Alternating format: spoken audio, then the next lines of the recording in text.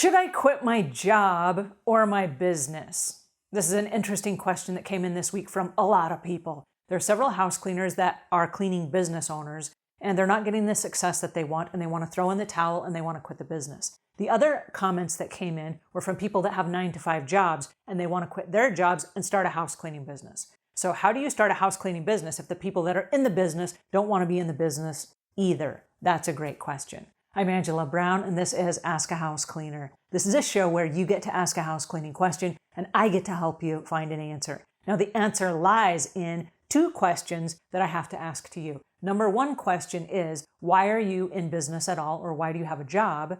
And the second question is, how are you playing the game? All right, let's go back to the first one for a second.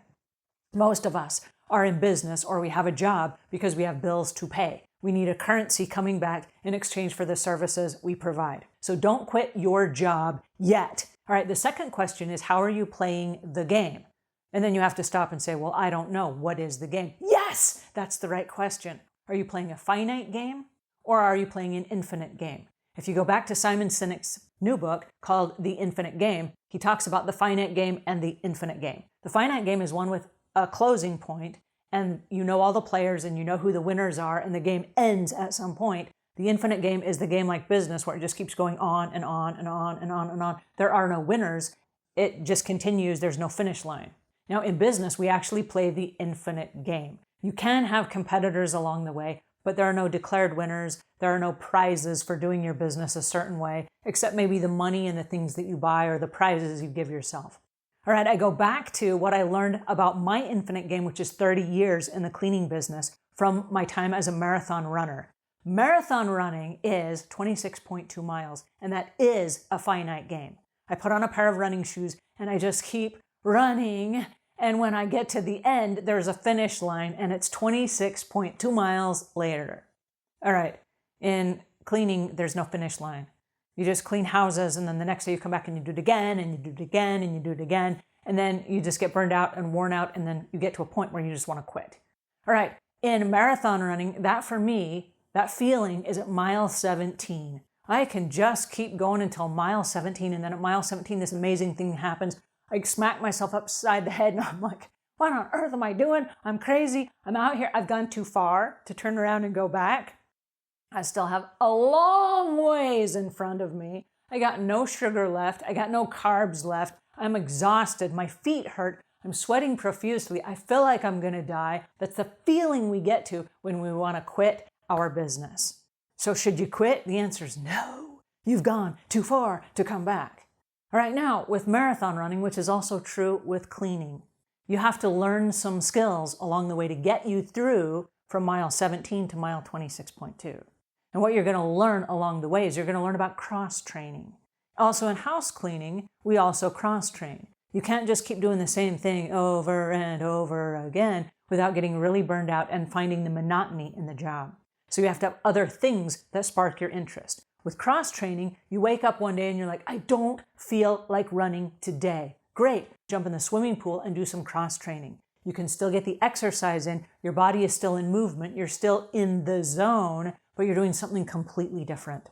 In house cleaning for us, that might be deep cleaning. It might be a move-out clean. It might be doing special projects, right? It might be focusing entirely on a different area of your business. While you're doing the routine tasks, it might be learning something new about accounting, or it might be learning skills for customers, how to deal better with customers, which might be a psychology class that you take. You might also learn about employee management and how to inspire employees on days when they feel burned out and they don't want to come to work. So there are a whole bunch of different ways you can cross-train in the cleaning business as well. Also with marathon running, you have to learn about things like managing and budgeting your sugar levels and your carbs and your sleep, because you're going to use all of that energy through a long distance run. It is also true in house cleaning. If you just get up in the morning and you skip your breakfast, or you stayed up way too late last night, your body is going to perform differently during the day as you're working physical labor all day long. It's going to work differently than if you were at the top of your game and you were in high performance quality. With marathon running, because there is a finish line, you know when, I've got 9 miles left. If I can just make it for 9 more miles, then I'll be done with the race, right? In house cleaning, we don't have the finish line. So we have to make our own finish lines. So for me, that is a vacation. So I'm going to go all the way through until October 13th, and then I'm going to take a vacation. That is the end of my race. That is the finish line. And then when I come back, I will start training again. I will start for a new race, and that new race will go until the next vacation.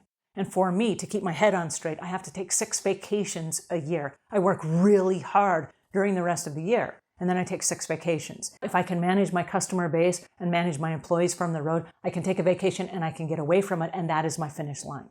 So you have to have finish lines built in place. And for vacations, I recommend house cleaners book your vacation 1 year in advance. That way it gives you a chance to tell all of your customers, these are the days we will not be servicing your account, or these are the days I will be out of town, or these are the days that I will have replacements working for me in place of me. And then you tell all of your staff and all of your employees, and you start mentally preparing, that's the end of my race. My suggestion is also pay for that vacation a year in advance. It took me 16 years of my business to figure this one out, because every time I get close to the vacation, I'm like, it's not a good time to go. I don't have the money. I'm not ready mentally to go on the vacation, right? I'm right in the position where I need to go and have all the reasons not to go. But if you've blocked it out on your calendar and everyone is expecting you to be gone, including your customers and your staff, and you've paid for the vacation, finally you get to the point where you're like, why don't I just take the vacation anyway, right? That is the end of your race. So I recommend not just running forever, because then you become like the man that ran around the world, right? You don't want to just run forever. You want to have a finish line in place. You want to have clear-cut goals. And you got to have a deadline, and you have to have some way to measure the progress that you've made. Alrighty, I hope that helps. If it does, give us a thumbs up. If you got questions or comments, those go in the notes below. And until we meet again, leave the world a cleaner place than when you found it.